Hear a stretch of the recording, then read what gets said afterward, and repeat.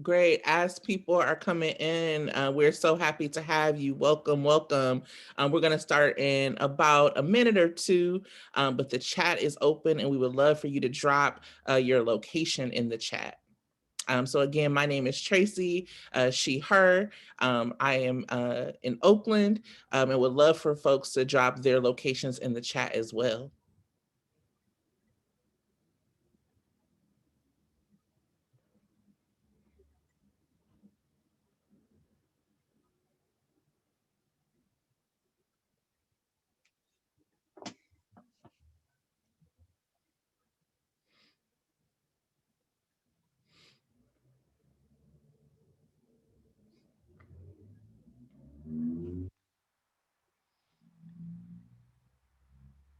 And as we get more people coming in, welcome, welcome. My name is Tracy. We're going to start in about a minute. And if you will drop your location in the chat is live and we would love to hear from folks.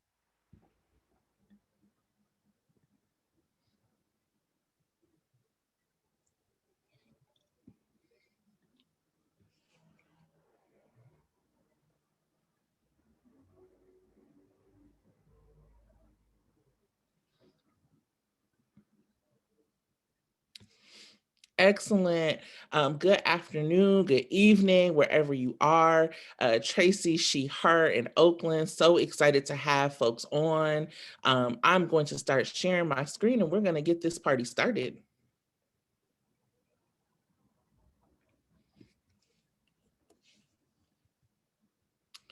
Great. So, welcome to our teach-in on the legacy of the Panthers, hosted by the People's Coalition for Safety and Freedom. Again, my name is Tracy, she, her, and I am at Action Center on Race and the Economy, or ACRE. Next slide. So the People's Coalition for Safety and Freedom, also known as People's Coalition or PCSF, we are a group of base building and member-led grassroots organizations that work for policy to advance racial justice. We are mostly Black and queer-led organizations. And we represent a cross-section of communities impacted by systems of criminalization and incarceration. And we are committed to transforming the justice system so that folks actually receive justice and redefining public safety. Next slide. So just a little bit about us, our steering committee, BYP 100, Center for Popular Democracy, Baji, Dream Defenders, Leadership Conference, Law for Black Lives, Just Leadership USA, Policy Link, Justice Teams Networks, National Council for Incarcerated Girls, and obviously I said I repped ACRE. So thank y'all so much for being here on behalf of all of our organizations. Next slide. So just to let you know what we're going to be doing tonight, we're going to do a little bit of introduction, which I've done. We're going to do a little grounding. I cannot bring folks together without grounding us in something similar. So we're experiencing this from the same place. We're going to talk a little bit about who we are. And then we're going to, there's a viewing guide for Judas and the Black Messiah that we'll drop for you so that as you are watching, you have something to look for. There's going to be an amazing panel on the legacy of Chairman Fred Hampton and the Black Panther Party. And then we're going to talk about how you can get involved and join our people's process. And following all of that is when we'll show the film. Next slide. Great. So as I said, I want folks to ground with me. So I want you, if you are comfortable, to close your eyes or not, just relax your gaze. And I'm going to walk you through something with me.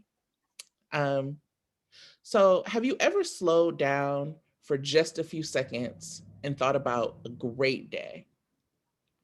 So I want you to do that with me right now. Think about that day.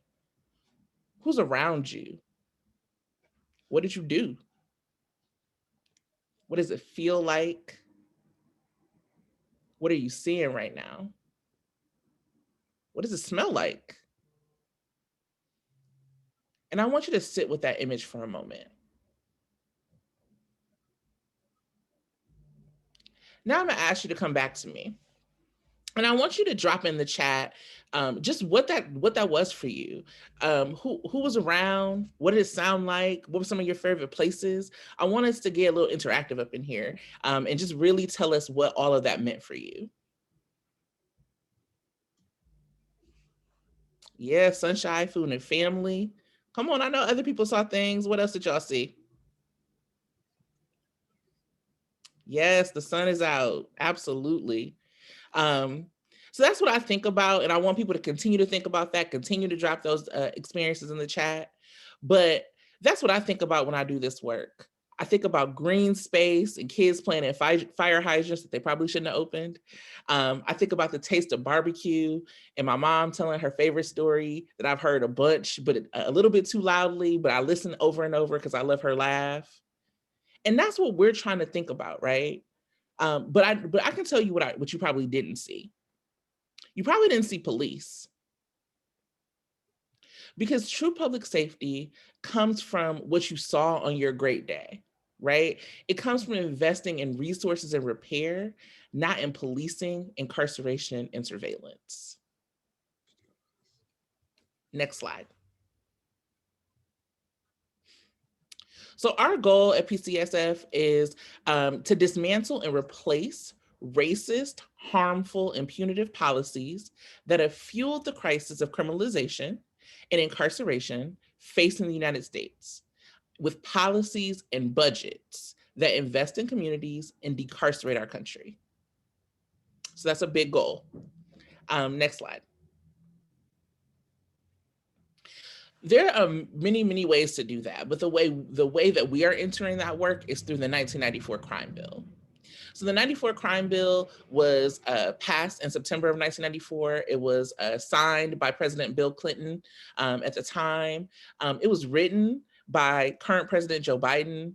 It was voted on by Speaker of the House Nancy Pelosi, and it was voted on by Senate Majority Leader Chuck Schumer. So as you can tell, we have a problem, y'all. And so some of the major components, this is by no means everything, but some of the things that it did was implement 3 strike rules and mandatory minimum sentences. It did truth in sentencing laws and incentives. The COPS program, which we are still feeling the effects of right now today in our city budgets, was established, and it gave $19 billion with a B, $19 billion to expand policing into US cities. It also gave $10 billion in subsidies to expand state prisons, ended Pell Grants for folks that were locked up, and also included the Violence Against Women Act and federal assault weapons ban. Next slide. So I want to give you this quote from Dee Dee from BYP 100, who says, "When we talk about defunding the police, it is always about negotiations that we have to make. But we don't have those same conversations when we defund education, defund healthcare, defund the services and programs our communities need. The police continue to have what they need, and our communities do not. So what is more possible when we have what we need?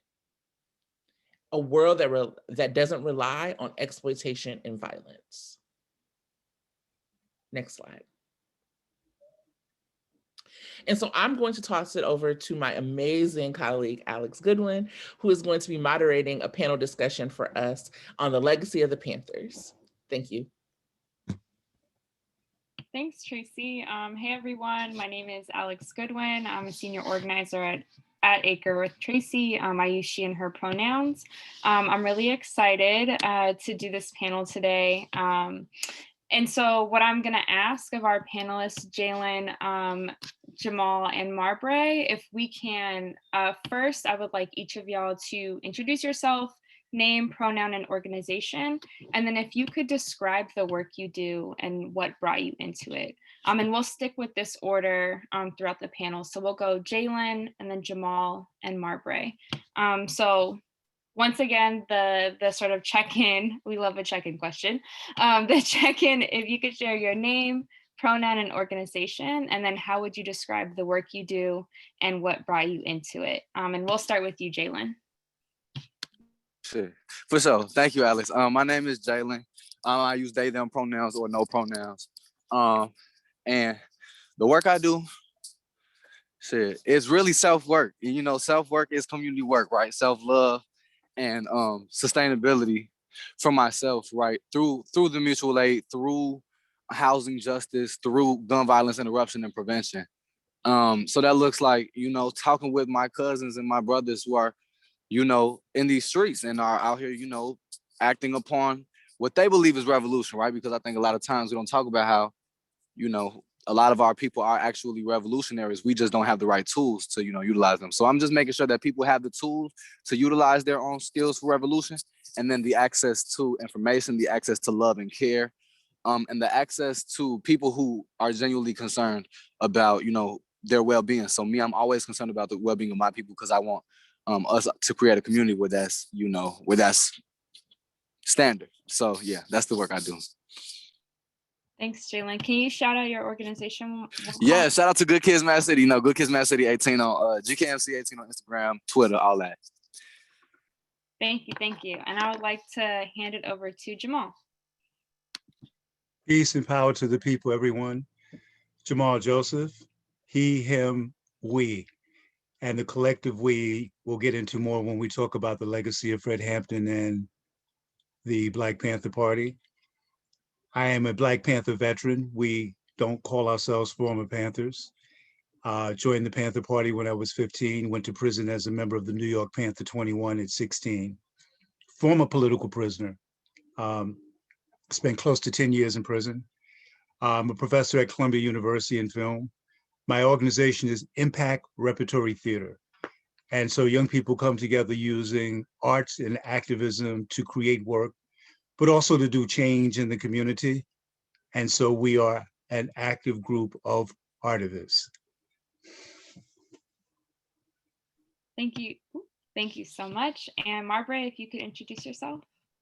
Absolutely. Thank y'all so much for holding this space. And I'm really honored and excited to be among this company. I'm a big fan of both of y'all's organizations and work. My name is Marbre. I use she and her pronouns. I'm with Law for Black Lives, which is a network of over 6,000 lawyers and legal workers who are committed to thinking about how do we use the tools of the law to dismantle these systems. And so we work and mobilize to protect and defend Black liberation movements across the country. We work to transform the legal field and transform the laws and systems that keep our people down. So I'm super honored to be here.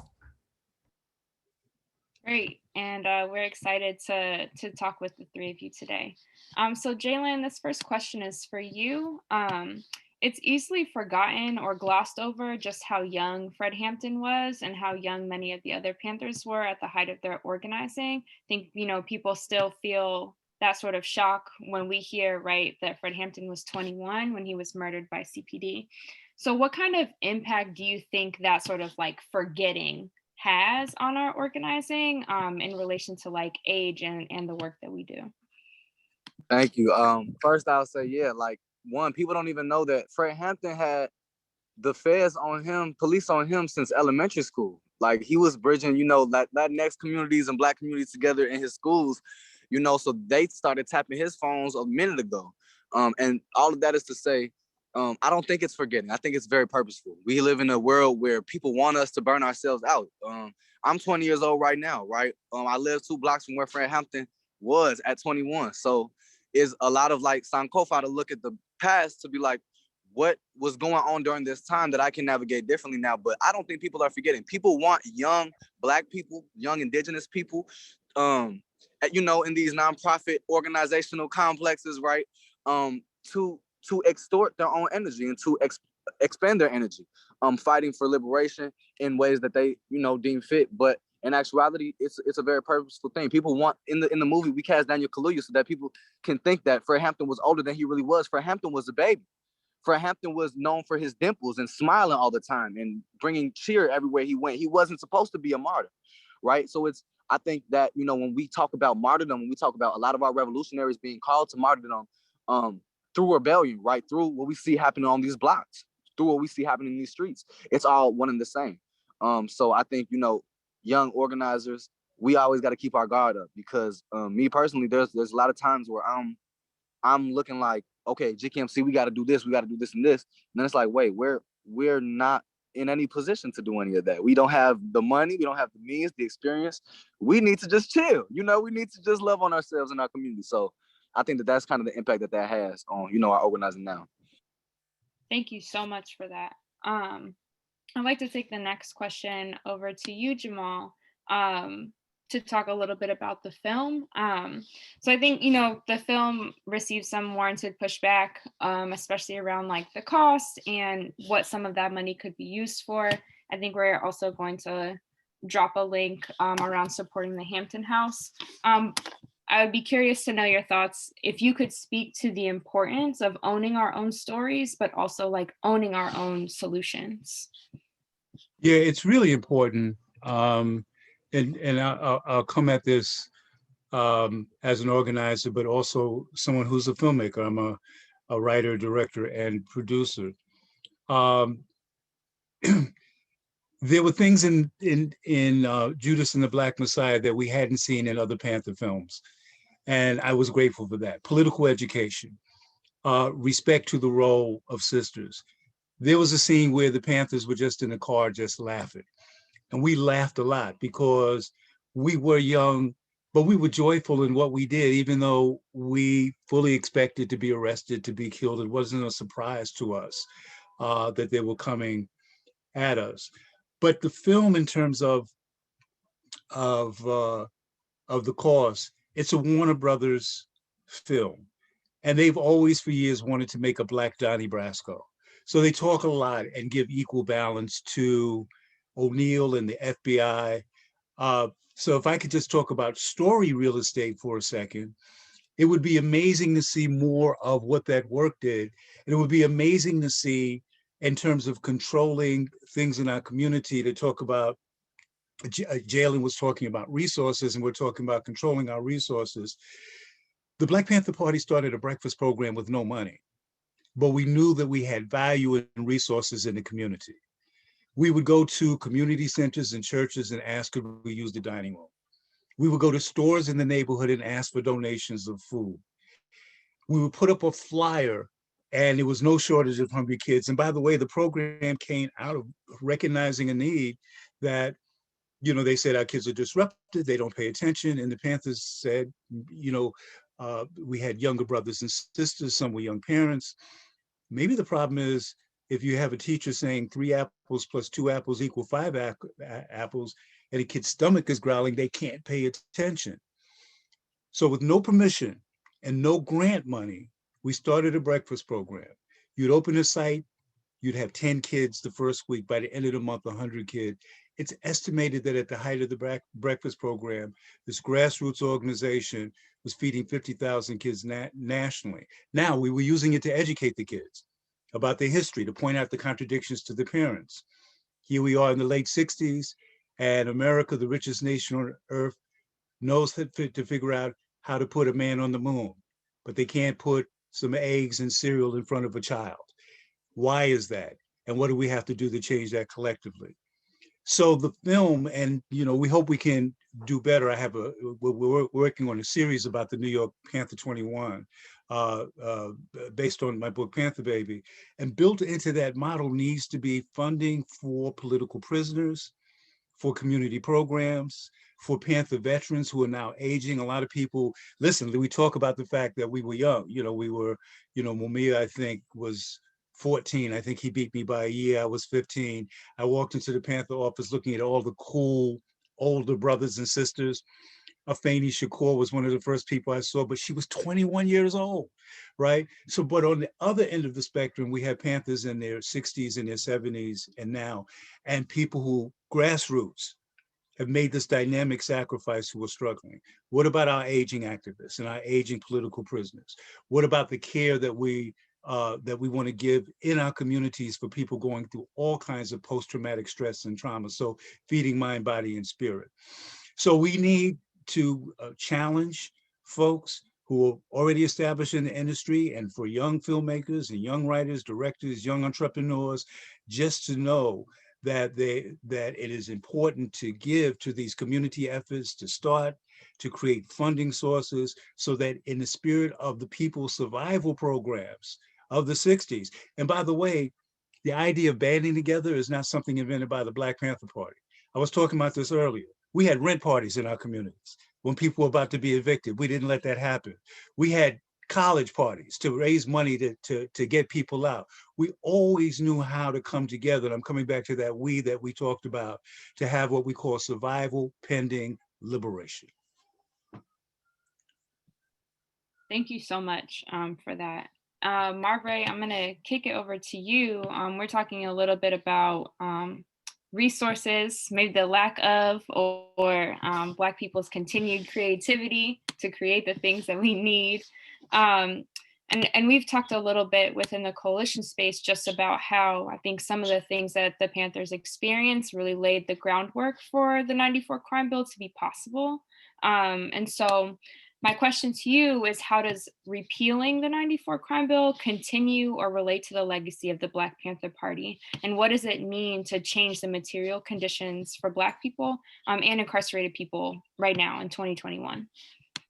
Yeah, thank you for that. So I think two major points. One is understanding the history around the Black Panther Party, around building Black power and the response by the state to criminalize Black folks and Black activists as really the precursor to the '94 crime bill. So the '94 crime bill is one of a series of bills passed in the 1990s under the Clinton administration, with bipartisan support, that was about criminalizing Black and Brown communities and activism. And so we see the welfare reform bill as part of that, the Adoption Safe Families Act bill, the immigration bill. All of these really were kind of the end and capstoned an era that was about increasing penalties, increasing police, increasing jails and cages in order to really police, criminalize, and cage Black and Brown people. And I think we see this really clearly in the history of the Black Panther Party, that over and over again, as Black folks came into their own around their politics, demanded political power, demanded, as Fred Hampton said, revolution, not just reform. The response by the state was an immediate criminalization of that. And they grasped for laws and ways to do that. And through the 80s and 90s, we saw the creation of new laws, new penalties, expanded police powers that allowed them to do that with more and more ease. And so I think we can understand the Black power movements of the 60s and the 70s as really precursors, as a grounding of the '94 crime bill. And I think we have to understand that the '94 crime bill was not an attempt to reduce quote unquote crime. That's not what any of these coastal bills have been about. It really was an attempt to control and regulate Black and Brown activism. And so I think that's really important to name, that understanding the origins of these bills, again, not in safety. And as I think Tracy did a really good job, we all know that police don't actually keep us safe. That's not the function of them. But locating the increase in criminalization and in funding in Black revolution, in the threat of Black power.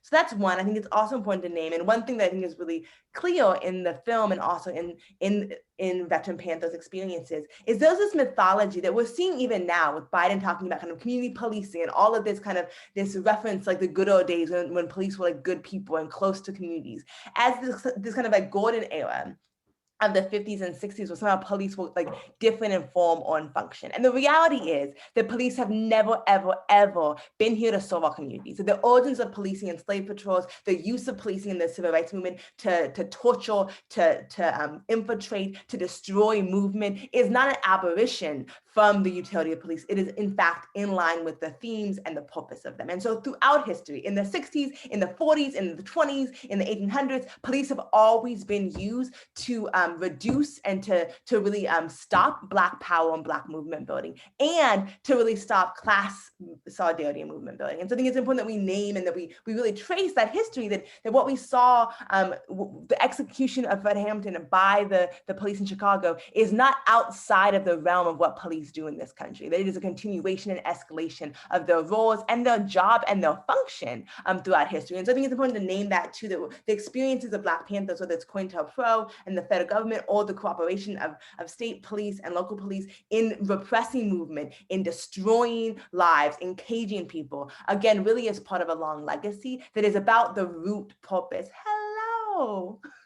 about the root purpose of policing and of caging and of the cost for state in this country. And so I think to the question of kind of what shifting this paradigm looks like today, I think it looks the same. And I think that Mr. Joseph touched on this. It looks like political education. It looks like power shifting. That what the Panthers were fighting for and what was unique and what was the threat was to the state was a shift in power, not just in rhetoric or services, but an actual shift in who gets to decide how things happen, how resources are allocated. That at the heart of the fight was one about power, not just about kind of reform. And so I think that fight continues. And so much of the people's process and the work that PCSF is doing is on how do we not just change the conditions, but also the systems in which those conditions exist. How do we shift power from decision makers and the same people who made these laws to destroy us into the hands of the folks who are most impacted by it? And how do we do that through political education so that folks realize and eyes are open to the way in which the current state is meant to destroy and undermine our power and our power building.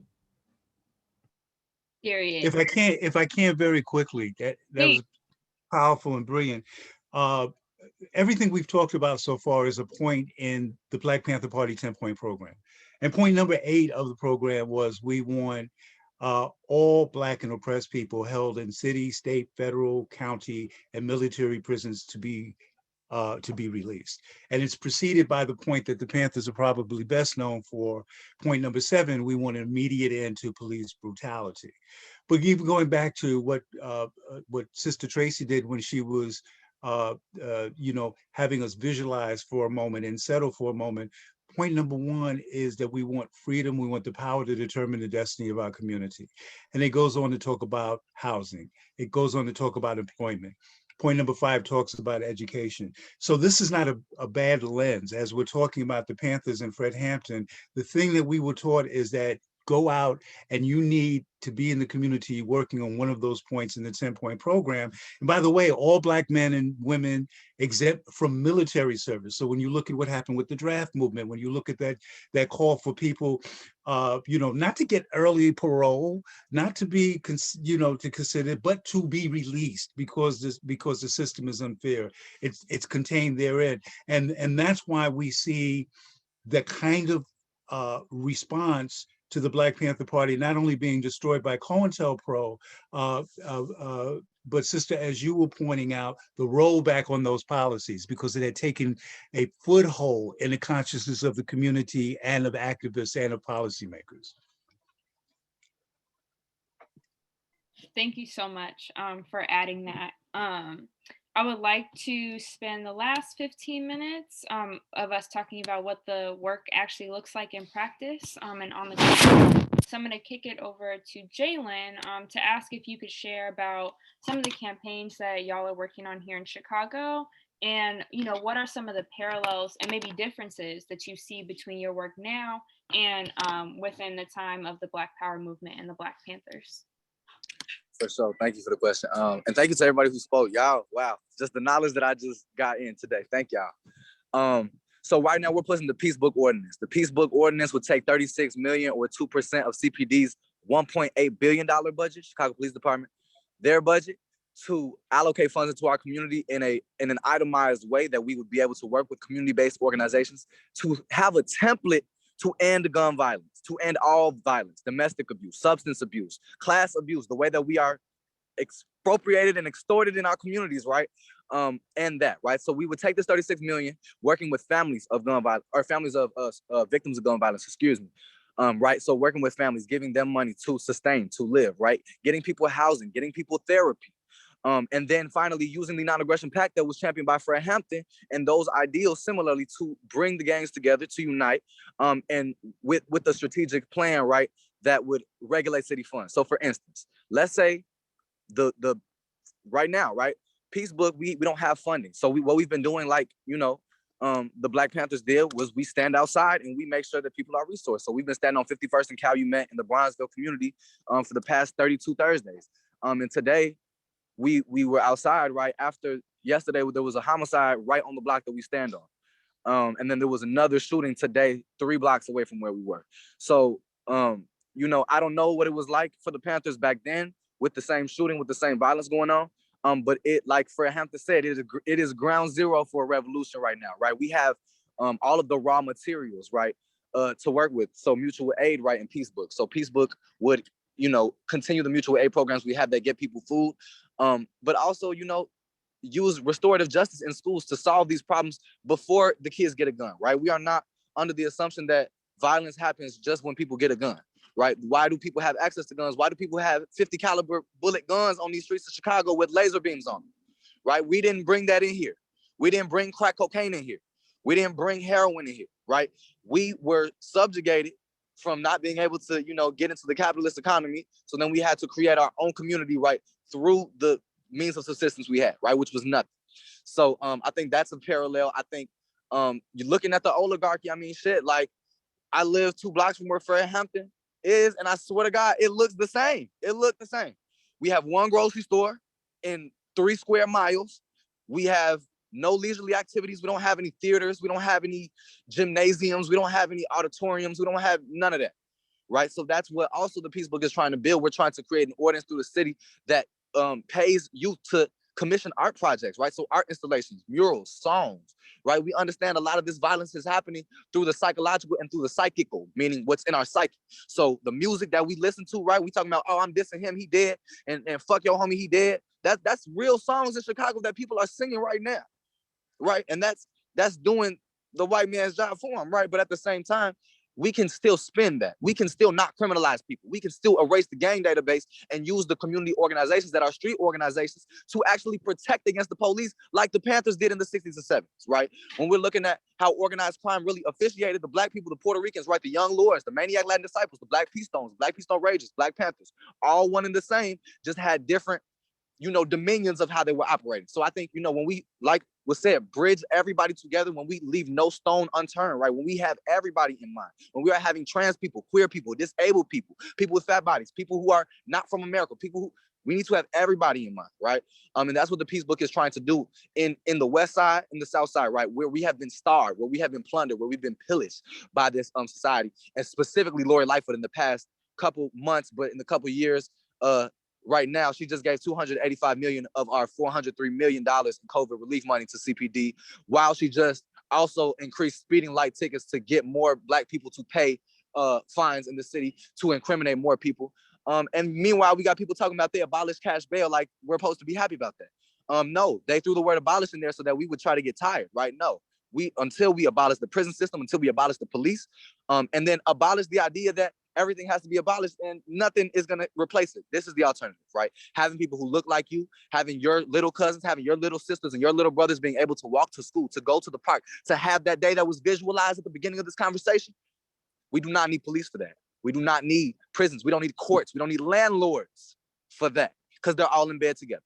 So that's what we're working on, the Peace Book ordinance, not just 36 million. We need $10 trillion, goddammit, because the gun violence is not going to stop just because we take guns out of people's hands. As long as guns are around, it's always going to happen.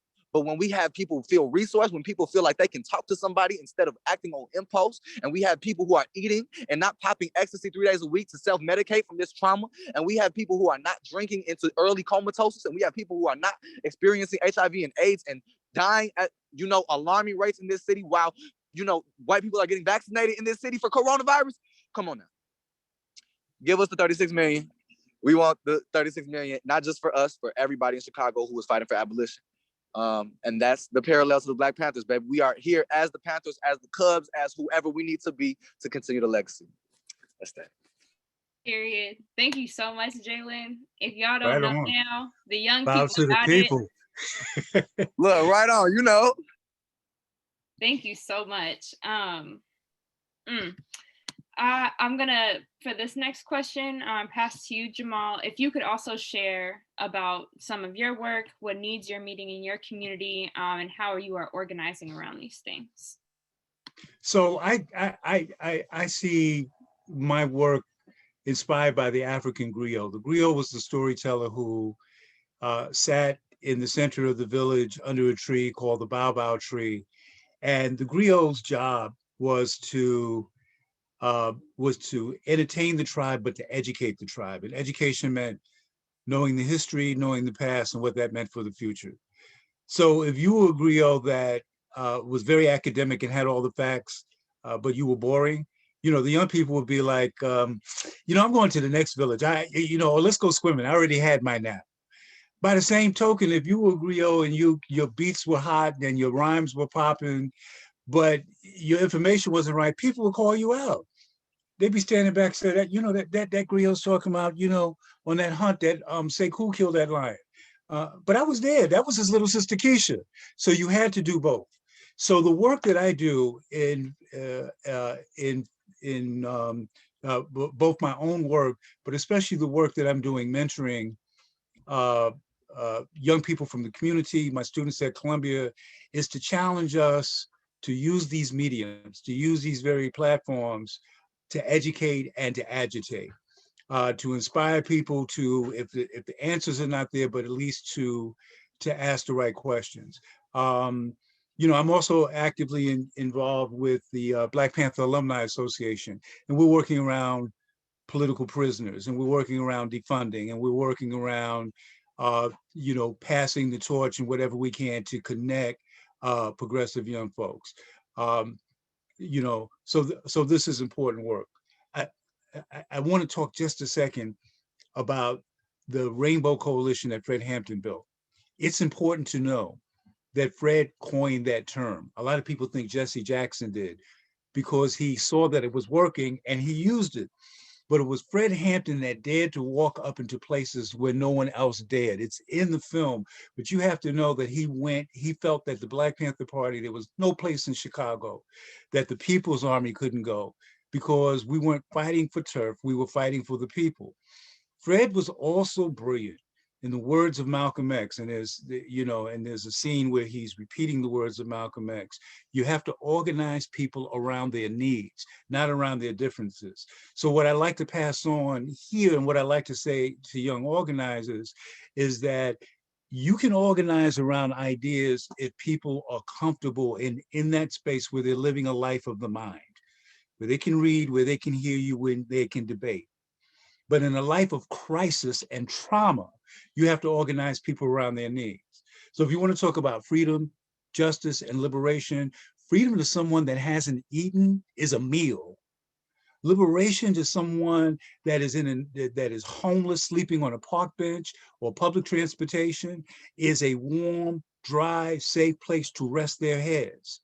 Justice to someone that's not getting medical care is compassionate care and relief. This didn't exist. This is why one of the keystones of what Fred did, along with young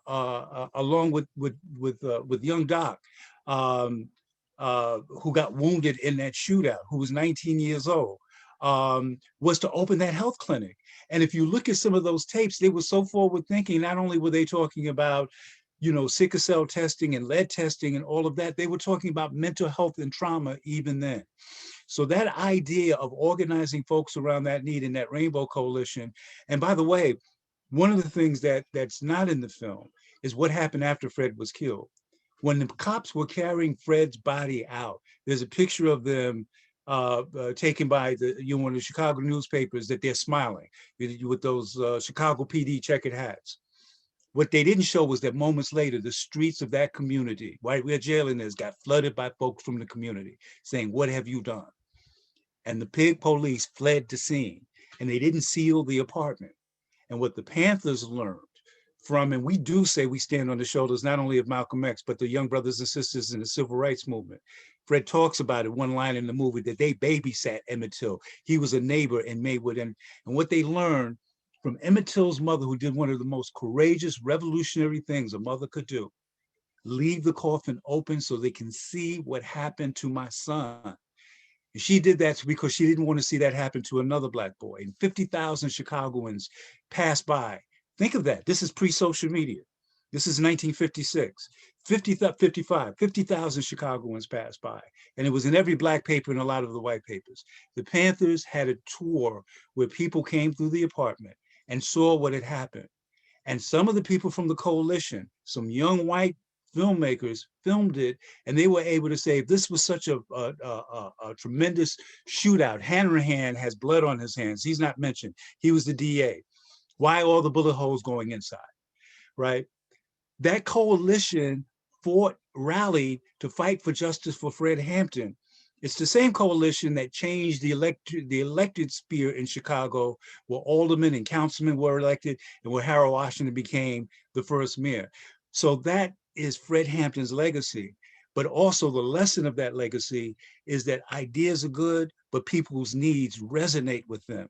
And the final thing that I want to share is the greatest lesson that I learned about organizing from Afeni Shakur, my big sister, who first tried to run me out the office because she thought I was too young to be there, and then came my big sister for life. She said, Jamal, the goal of the Black Panther Party is not to make every man, woman, and child in the community a Panther. The goal of the Black Panther Party, the mission of the Black Panther Party, is to teach people the possibility of struggle and liberation by example. And if we do that, and if people are participating, remember, folks from the community worked in those breakfast programs, not just Panthers. Folks in the community volunteered at the health clinic. Folks in the community came to those liberation schools. So if we do our jobs, then the Black Panther Party will have made itself obsolete. Organizers, our goal is to lead, is to fight, but to involve the people so that we make ourselves obsolete. Not just because we achieve liberation, but because people become consciousness and they become revolutionaries and liberators from block to block, house to house, community to community. Thank you. Thank you so much for the word. And then Marbury, if you could wrap us up if you have any thoughts on what's been shared today, but we'd also just like to hear more about the People's Coalition and the process that folks can get involved with. Yeah, so juicy. I'm just really moved by the gems that were dropped, but also the work folks are doing. So thank y'all so much. I think I want to just briefly say that I think the work of the People's Coalition, which is focused on this idea of how do we get rid of the 94 crime bill, of the overinvestment or the investment in policing, in cages, in caging people, in militarization. How do we start to stymie and stop the $1 trillion investment in the surveillance and the caging, the occupation of our neighborhoods? While I think Mr. Joseph said, we're really abandoning all the things the Panthers demanded. We don't have employment for all of our people. We don't have housing. We don't have shelter. We don't have land. We don't have food and bread. And so really the mission, the drive, the demands have not been met. And we continue to have a state that while it cuts the social safety net, while it cuts all of the provisions that we so need, healthcare, food, land, all of those things, while it cuts those, it continues to pour trillions of dollars every year in the criminalization of our people, the weaponization of our police forces, and the caging of our people. And so this movement that I think People's Coalition for Safety and Freedom is really about is how do we start to roll that back? And not just the what, but the how. And I think that this was touched on, that it's not enough to just change a law, to change a budget line item. We have to actually make sure that our people have power and shift power. Who makes decisions? The fact that, as Tracy said, the same people who wrote this bill are now the president and the head of the Senate. It's the same old white men who don't have to live through any of this, who make decisions about all communities, all blocks, all homes, and don't have to live with any of it. And so how do we start to shift the power out of these centers of power that are so removed from the daily experience of what it means to survive these policies? And so the people's process is not just about kind of the what, but also the how. And we're engaging in at least a year-long process in at least 10 to 20 communities across the country to have democratic processes to decide what keeps us safe. And we know that it's not the police, it's not cages, it's not big guns, that it is things like food and shelter, it is things like mutual aid and support, it is things like healthcare and mental health support. And so I think building on this legacy and these demands, how do we engage in a process that reflects our values and our politics? And to us, that's about people's movement assemblies, it's about engaging folks where they're at. I think, as Mr. Joseph said, kind of organizing around needs, but also recognizing that we're experts, that those of us who've had to survive these systems are the experts in both the diagnosis of the problem, but also the solution. So how do we start to really empower and support our own experts in writing the policies that will save us? And we have put too much power and given too much power to the same people, the same, I think, rich white men who get to live in DC and tell us how we should live. And it's time for us to grapple back the power. And so I think really we're continuing so much of the legacy and the values that the chairman and I think the veteran Black Panthers really embody around how do we have democratic processes that not just remake the outcomes, but actually the whole process. So this system is guilty, not just because of where it lands, but because of who gets to decide along the ways and what processes we engage in. And so I think the coalition really wants to think about how do we meet folks where they're at and really indulge in and support the expertise of our people who are in the streets, who are living these policies, who know what's best, who knows what keeps them safe, and how do we pour resources into that. And so we're really excited. We're actually at the point right now of identifying locations where we can start to do this organizing around naming what the problems are with the crime bill and this decade-long obsession and investment in criminalization and cages, and then B, start to imagine the solutions. And I think we know this is housing and employment and healthcare, but how do we start to move money and budgets to reflect those priorities and those solutions? And so we're incredibly excited. We know this is new and that it's bold. It hasn't been done before. Policy has happened in DC and in these fields for too long, and we want our power back. And so we are just now beginning. I think we're going to drop the website for folks to sign up if you are interested in hosting or you're just learning more about what it means to actually start to operate and think through how do we actually put in place new systems of making policy that are relevant and resonate with us and our people, and where we can have the power to actually change outcomes. And so if that appeals to you, if you want to know more about how to organize your communities, how to engage in this process, please join us. I think we really are excited about laying new groundwork. I think there was in the beginning of the movie, there's a speech that the chairman gives around revolution versus reform. And for too long, we've been inside of these dead-end reforms. We give more and more money to police to surveil with new technology. We're not making actual kind of radical changes to these systems. And the time, I think, really is now. And so that requires changing not just the laws, but also how we make them. So check us out. I think that Kamal used to talk a bit about the websites to click on and the forms to fill out, but this is an open invitation around how do we actually engage ourselves, our people, and our communities in a process of remaking these policies that for so long have destroyed us. Quick closing thought. I promise it'll be quick. No, please. When you talk about the legacy of the Black Panther Party, we worked hard, and that was the majority of your day, from the breakfast program to if you were organizing a building and helping people do a rent strike and rebuild that building because the money had been put in escrow and we were doing that, or if you were at a welfare center, or just that's what your work was. But we studied. There was political education class almost every night. And it would be brilliant to see people who were students working with people who had come out of prison to help them read. That's who we were. We were grassroots folks. It was students. It was people coming out of prison. It was welfare moms. It was people coming back from the war. It was what Fanon called the wretched of the earth. This is what Marx called the lumpen proletariat. It was the disenfranchised folks that came together that had nothing to lose but everything to gain. And yet the anger and the frustration and the despair that brought you into the Panther office was swept away by the true mission of the struggle. So if you ask any Panther, and listen, we studied Marx and Lenin, and everybody had a copy of the Red Book and Fanon and Amilcar Cabral, right? So you needed to be that one person organizer when you went out. So it wasn't just our people that were part of the Speakers Bureau, but ask any, and the 10-point program, of course, but ask any Panther veteran. This is and you could tell them, Jamal Joseph told me, of the Panther 21, told me to ask you this question because you're a Panther veteran. What's the one thing that you were taught to believe among all other things? And I know you studied a lot. I know there was the 10-point program and the 26 rules of discipline. And brothers and sisters, comrades, he, she, they, I guarantee the answer will be something like this. We were taught to have an undying love for the people and to serve the people, mind, body, and soul.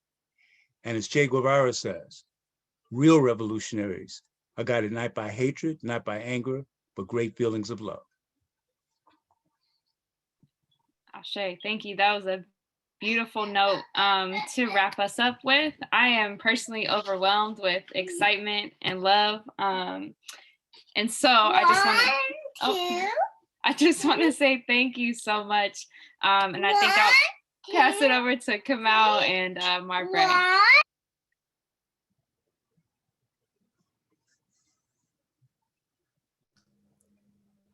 Peace, everybody. I'm also trying to collect myself, really emotional hearing all of this wisdom, this incredible organizing lineage. So thank us with your tonight. I also just want to say thank you to everybody for joining us. I know that there's a lot going on now, and so taking the time out to be with us is greatly appreciated. I have a couple of things to wrap us up before folks head into the film screening. I'm gonna just plug one more time. We have the viewing guide, dropped it in the chat.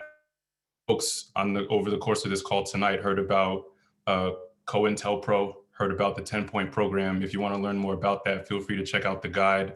It's also going to be distributed to everybody that signed up for this event. So keep an eye.